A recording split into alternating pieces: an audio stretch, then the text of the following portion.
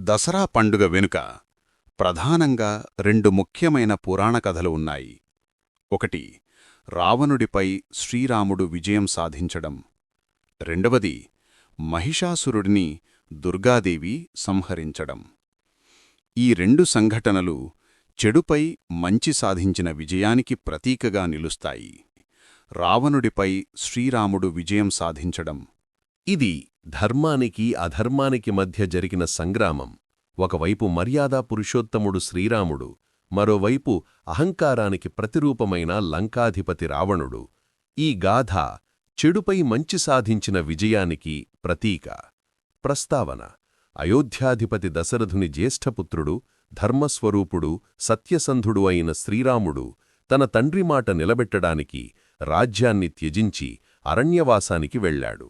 ఆయనతో పాటు పతివ్రతా శిరోమణి సీతాదేవి, సోదరుడు లక్ష్మణుడు బయల్దేరారు. దండకారణ్యంలో ప్రశాంతంగా గడుపుతున్న వారి జీవితంలోకి లంకాధిపతి రావణాసురుడు ప్రవేశించాడు. తన సోదరి శూర్పణఖకు జరిగిన పరభావానికి ప్రతీకారంగా మాయలేడి రూపంలో రాముడిని దూరంగా పంపి సాధువు వేషంలో సీతమ్మను అపహరించి లంకకు తీసుకెళ్లాడు. సేతు నిర్మాణం. సీతావియోగంతో తల్లడిల్లిన రాముడు లక్ష్మణుడితో కలిసి ఆమెను వెతుకుతూ కిష్కింధకు చేరుకున్నాడు. అక్కడ వానరరాజు సుగ్రీవునితో స్నేహం చేశాడు. వాయుపుత్రుడైన హనుమంతుడు సముద్రాన్ని లంఘించి లంకలో అశోకవనంలో ఉన్న సీతమ్మ జాడను కనిపెట్టి రాముడికి శుభవార్తను అందించాడు. ఆపై శ్రీవాముని ఆజ్ఞతో నలుడు, నీలుడు అనే వానరశిల్పుల నేతృత్వంలో వానరసేన సముద్రంపై రాళ్లతో వారధిని నిర్మించింది. ఆ అద్భుతమైన రామసేతువు మీదుగా శ్రీవాముని సైన్యం లంకలో అడుగుపెట్టింది. యుద్ధారంభం. లంకాపురిలో యుద్ధభేరి మోగింది. ఇరువైపులా శంఖారావాలు, భయంకరమైన కేకలతో రణరంగం దద్దరిల్లింది. రావణుని పరాక్రమవంతులైన సేనాధిపతులు ఒక్కొక్కరిగా యుద్ధానికి దిగగా అంగదుడు, నీలుడు, సుగ్రీవుడు వంటి వానరవీరులు వారిని ధీటుగా ఎదుర్కొన్నారు. మహావీరుల పరాక్రమం. 6 నెలల గాఢనిద్ర నుండి మేల్కొన్న రావణుని సోదరుడు కుంభకర్ణుడు తన భారీ శరీరంతో వానరసేనను చిన్నాభిన్నం చేశాడు. కాని చివరికి శ్రీరాముని పదునైన బాణాలకు నేలకొరాడు. ఆ తర్వాత రావణుని కుమారుడైన ఇంద్రజిత్తు, మేఘనాథుడు తన మాయాశక్తులతో రామలక్ష్మణులను నాగపాసంతో బంధించాడు. గరుత్మంతుని రాకతో ఆ బంధనాలు తొలగిపోయాయి. మరొక భీకర యుద్ధంలో లక్ష్మణుడు ఇంద్రజిత్తును సంహరించి వానరసేనలు నూతనోత్సాహాన్ని నింపాడు. విభీషణుని శరణాగతి. ధర్మమార్గం తప్పవద్దని సీతను రాముడికి అప్పగించమని రావణునికి అతని తాత మాల్యవంతుడు, సోదరుడు విభీషణుడు హితవు పలికారు. కాని అహంకారంతో కళ్ళు మూసుకుపోయిన రావణుడు వారి మాటలు పెడచెవిన పెట్టాడు. అధర్మాన్ని సహించలేని విభీషణుడు రాముడిని శరణువేడి లంక రహస్యాలను చెప్పి యుద్ధంలో కీలక పాత్ర పోషించాడు. అంతిమ సంగ్రామం. ఒకానొక దశలో రావణుడు ప్రయోగించిన శక్తి ఆయుధం తగిలి లక్ష్మణుడు మూర్ఛపోయాడు. అప్పుడు హనుమంతుడు సంజీవని పర్వతాన్ని తెచ్చి లక్ష్మణుని ప్రాణాలను కాపాడాడు. యుద్ధం చివరి అంకానికి చేరుకుంటున్నప్పుడు అలసిపోయిన రాముడికి అగస్త్య మహర్షి ఆదిత్య హృదయం స్తోత్రాన్ని ఉపదేశించాడు. దాన్ని పఠించిన శ్రీరాముడు నూతన తేజస్సుతో దేవేంద్రుడు పంపిన దివ్య రథాన్ని అధిరోహించి రావణుణ్ణి ఎదుర్కొన్నాడు. రావణ సంహారం. రావణుల మధ్య జరిగిన ద్వంద్వయుద్ధం దేవతలను సైతం అబ్బురపరిచింది. ఇద్దరూ దివ్యాస్త్రాలను ప్రయోగిస్తూ భీకరంగా పోరాడారు. రావణుడు తన 10 తలలను ఎన్నిసార్లు కోల్పోయినా మళ్లీ కొత్త శిరస్సులు మొలుస్తూనే ఉన్నాయి. అప్పుడు విభీషణుని సలహా మేరకు శ్రీరాముడు బ్రహ్మాస్త్రాన్ని సంధించి రావణుని నాభిలోని అమృత భాండాన్ని ఛేదించాడు. ఆ దెబ్బతో 10 తలల రావణుడు గర్వంతో పాటు నేలకొరాడు. అతని పతనంతో అధర్మానికి అంతం పలికినట్లయింది. విజయదశమి భావం. ఈ యుద్ధ విజయం అనంతరం శ్రీరాముడు సీతమ్మను అగ్నిపరీక్ష ద్వారా స్వీకరించి విభీషణుడికి లంకా పట్టాభిషేకం చేశాడు. చెడుపై మంచి సాధించిన ఈ విజయమే విజయదశమి లేదా దసరాగా ప్రసిద్ధి చెందింది.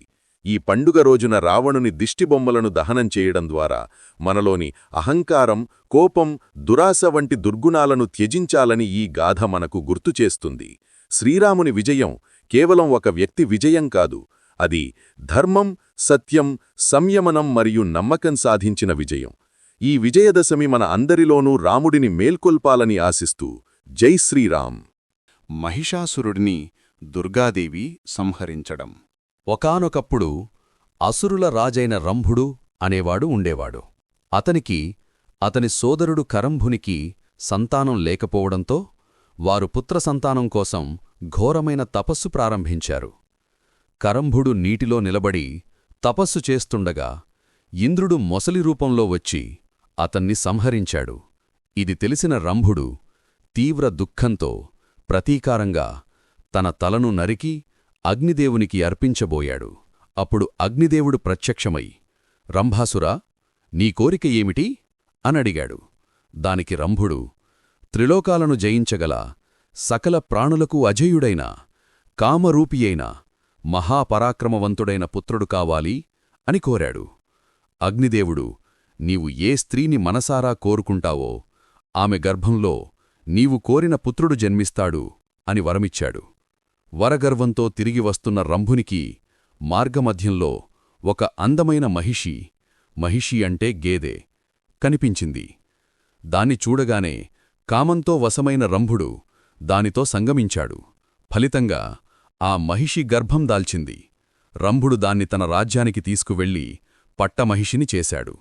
ఒకరోజు మరో దున్నపోతూ ఆ మహిషిపై దాడి చేయబోగా రంభుడు అడ్డుకుని దానితో యుద్ధం చేసి ప్రాణాలు కోల్పోయాడు. తన భర్త మరణాన్ని చూసి తట్టుకోలేక ఆ మహిషి కూడా రంభుని చితిలో దూకి ప్రాణత్యాగం చేసింది. ఆ చితిమంటల నుండి మానవ మరియు మహిష రూపాల కలయికతో ఒక రాక్షసుడు ఉద్భవించాడు. అతడే మహిషాసురుడు. మనిషిలా దున్నపోతులా ఇచ్ఛానుసారం రూపాన్ని మార్చుకోగల శక్తి అతనికి ఉంది. పుత్రవ్యామోహంతో మరణించిన రంభుడే రక్తబీజుడు అనే పేరుతో మహిషాసురునికి ముఖ్య అనుచరుడిగా పునర్జన్మ పొందాడు. మహిషాసురుడి అరాచకం. మహిషాసురుడు తన తండ్రి కోరికను నెరవేర్చడానికి బ్రహ్మదేవుని కోసం ఘోరమైన తపస్సు చేశాడు. బ్రహ్మ ప్రత్యక్షమై వరం కోరుకోమనగా, నాకు ఏ పురుషుడు, దేవుడు, రాక్షసుడు, మానవుని చేతిలోనూ మరణం ఉండకూడదు అని వరం పొందాడు. అయితే గర్వంతో ఒక స్త్రీని తక్కువగా అంచనావేసి స్త్రీల గురించి ప్రస్తావించలేదు. వరగర్వంతో మహిషాసురుడు స్వర్గలోకంపై దండెత్తి ఇంద్రుణ్ణి ఓడించి దేవతలను తరిమికొట్టాడు. భూలోకాన్ని, స్వర్గలోకాన్ని ఆక్రమించి ముల్లోకాలను తన ఆధీనంలోకి తీసుకుని ప్రజలను, దేవతలను, ఋషులను హింసించడం ప్రారంభించాడు. దుర్గాదేవి అవతారం. మహిషాసురుడి అరాచకాలు భరించలేని దేవతలందరూ బ్రహ్మ, విష్ణు, మహేశ్వరులను శరణు వేడారు. త్రిమూర్తులు ఆగ్రహంతో రగిలిపోయారు. వారి ముఖాల నుండి, ఇతర దేవతల శరీరాల నుండి ఒక ప్రకాశమైన దివ్యమైన తేజస్సు వెలువడింది. ఆ తేజస్సులన్నీ ఏకమై ఒక సుందరమైన, శక్తివంతమైన స్త్రీరూపంగా అవతరించింది. ఆమె ఆది పరాశక్తి దుర్గాదేవి. శివుని తేజస్సు ఆమె ముఖంగా, విష్ణువు తేజస్సు బాహువులుగా, బ్రహ్మతేజస్సు పాదాలుగా మారాయి. దేవతలందరూ ఆమెకు తమ ఆయుధాలను సమర్పించారు. శివుడు తన త్రిశూలాన్ని, విష్ణువు సుదర్శన చక్రాన్ని, ఇంద్రుడు వజ్రాయుధాన్ని, వాయుదేవుడు ధనుర్బాణాలను, హిమవంతుడు వాహనంగా సింహాన్ని బహూకరించారు. మహిషాసుర సంహారం. సర్వదేవతల శక్తులతో, ఆయుధాలతో సింహవాహినిగా దుర్గాదేవి మహిషాసురుడిని యుద్ధానికి ఆహ్వానించింది. ఆ భీకర యుద్ధం 9 రాత్రులు కొనసాగింది. మహిషాసురుడు తన మాయాశక్తులతో సింహం, ఏనుగు మరియు తన నిజరూపమైన దున్నపోతు వంటి అనేక రూపాలు ధరించి భయంకరంగా పోరాడాడు. అతని సైన్యంలోని రక్తబీజుడు అనే రాక్షసుడు మరింత ప్రమాదకరమైనవాడు. అతని శరీరం నుండి కిందపడిన ప్రతి రక్తపు బొట్టు నుండి మరొక రక్తబీజుడు పుట్టుకొచ్చేవాడు. అప్పుడు దుర్గాదేవి కాళికాదేవి రూపాన్ని ధరించి తన నాలుకను చాచి రక్తబీజుని రక్తం నేలపై పడకముందే తాగేసి అతన్ని సంహరించింది. చివరికి 10వ రోజున దుర్గాదేవి మహిషాసురుడు దున్నపోతు రూపంలో ఉండగా తన కాలుతో అతన్ని నేలకు అదిమిపట్టి తన త్రిశూలంతో అతని వక్షస్థలాన్ని చీల్చి సంహరించింది. ఈ విధంగా దుర్గాదేవి మహిషాసురుడిని వధించి ముల్లోకాలకు శాంతిని ప్రసాదించింది. ఆమె సాధించిన ఈ విజయానికే విజయదశమి అని పేరు. మహిషాసురుణ్ణి వధించినందున ఆమెకు మహిషాసుల మర్దిని అనే పేరు వచ్చింది. ఈ విజయమే చెడుపై మంచి సాధించిన గెలుపుకు ప్రతీకగా దసరా పండుగ రూపంలో జరుపుకుంటారు.